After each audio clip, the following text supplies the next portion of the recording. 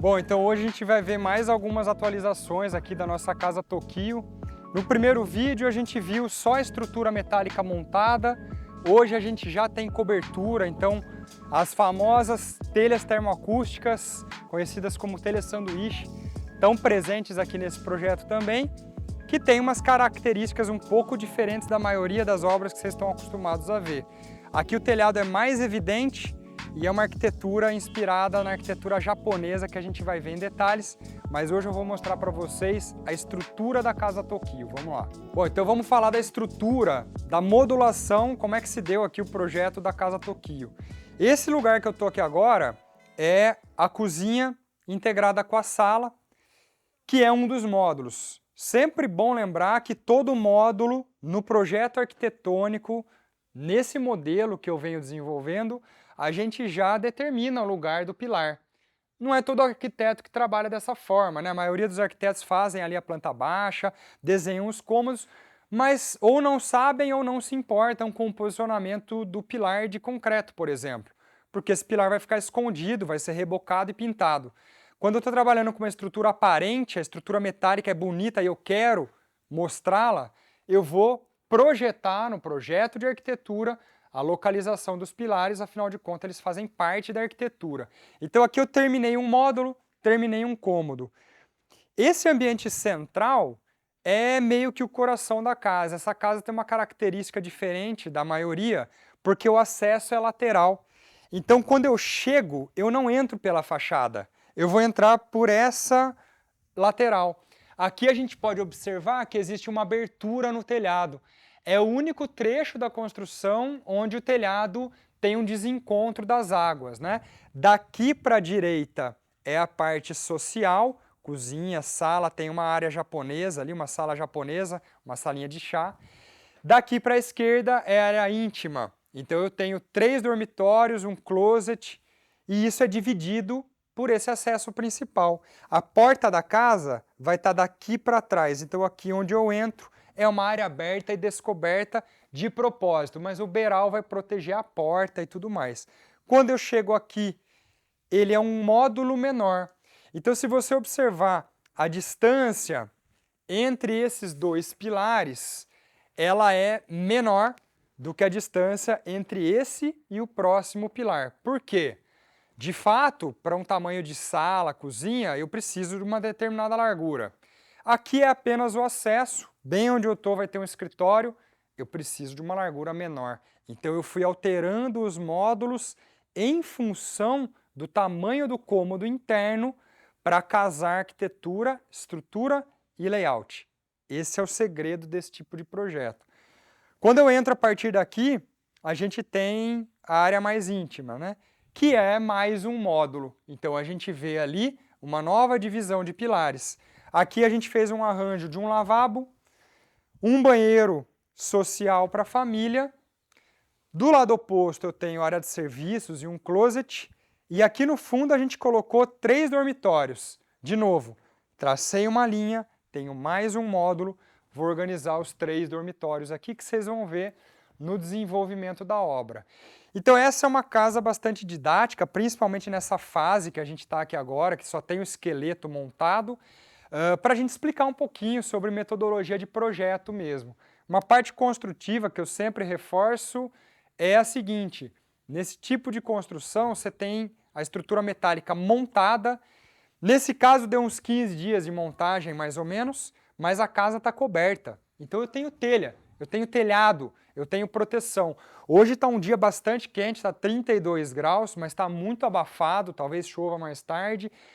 Tá ruim para trabalhar. Quem trabalha exposto, quem está ali na lida do dia a dia de obra, sabe que é complicado ficar trabalhando no sol e quando chove não tem o que fazer na obra, a obra para. Nessas obras não.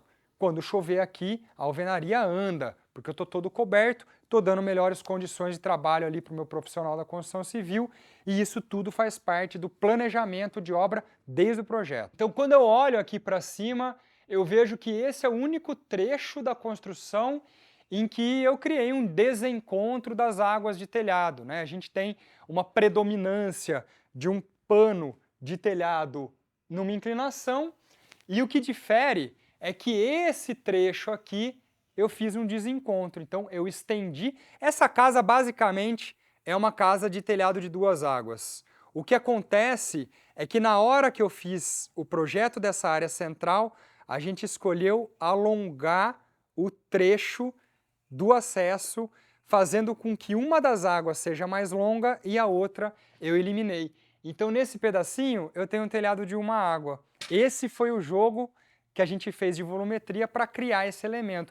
Mas isso não é estético, né? Para quem me conhece já sabe que todas as soluções dos projetos nunca são apenas estéticas. O que a gente cria quando eu faço esse desencontro? Eu vou ter um acesso aqui de uma área parcialmente descoberta, mas a porta de acesso vai estar coberta pelo beiral, que eu acabei de fazer esse prolongamento que eu disse, e depois eu crio uma situação de desencontro das 2 águas de telhado em que elas não se tocam. Elas são ligeiramente distantes entre si.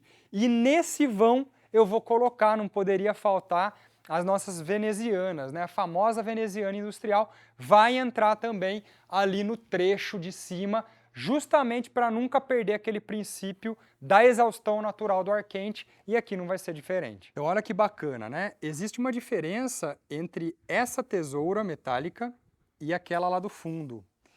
Repara que aqui eu tenho uma área aberta. Na tesoura do fundo, eu tenho esse trechinho aqui em metálica que justamente funciona para sustentar aquele pedaço de teia que avança para frente. Então, partindo de uma mesma tesoura, eu fiz uma pequena variação para mostrar para o executor da estrutura o que eu desejo que aconteça aqui no telhado. Por que eu estou falando sobre isso? Detalhamento das dimensões, da estrutura, do, entre aspas, design de uma tesoura de cobertura, não é algo que o arquiteto está familiarizado a fazer. Normalmente a gente está muito mais preocupado a fazer o dimensionamento dos cômodos e eventualmente o detalhamento da decoração e dos revestimentos, do que um detalhe estrutural dessa ordem, né? O desenho específico da tesoura que eu preciso que ela tenha no telhado. Só que se eu desejo fazer uma estrutura de telhado com esse desencontro, e se eu quero ter controle de que aquilo vai dar certo, ficar do tamanho que eu preciso, ficar do jeito que eu imaginei, eu preciso detalhar isso. Então esse tipo de refinamento técnico é algo bastante presente nos meus projetos, né? A gente abre mão de fazer decoração, de fazer revestimento, mas a gente dá uma atenção bastante importante para a estrutura, porque a estrutura é sempre aparente. Então aqui é um exemplo que a gente dimensionou essa estrutura em tubos. Então são tubos de 100 por 100 milímetros, né? Tem 10 centímetros oco, e aí isso resultou nesse desenho específico, que quem desenhou lá com a gente no escritório foi a arquiteta Rebeca, ela caprichou bastante nisso aqui, e quando a gente passou por executor ali da estrutura metálica, ele fez igualzinho, estava no projeto, chegou aqui e encaixou o telhado. Depois vocês vão ver os detalhes ao longo da obra, do fechamento em vidro e da veneziana que vai encaixar nessas tesouras. Esses foram os detalhes da nossa casa Tokyo, que está aqui no início da obra, mais ou menos aí 1 mês de obra, sem contar a parte da infraestrutura, né? Já com o esqueleto montado, o pessoal está trabalhando nos muros hoje aqui, e em breve a gente começa a alvenaria de tijolo ecológico, que começou a ser colocada aqui só de uma forma de teste. Esses tijolos são tijolos de refúgio e eles estão soltos ali, mas já dá para ter um gostinho como é que vai ficar. Você vai acompanhar essa obra aqui no canal e eu te espero num próximo vídeo. Até lá!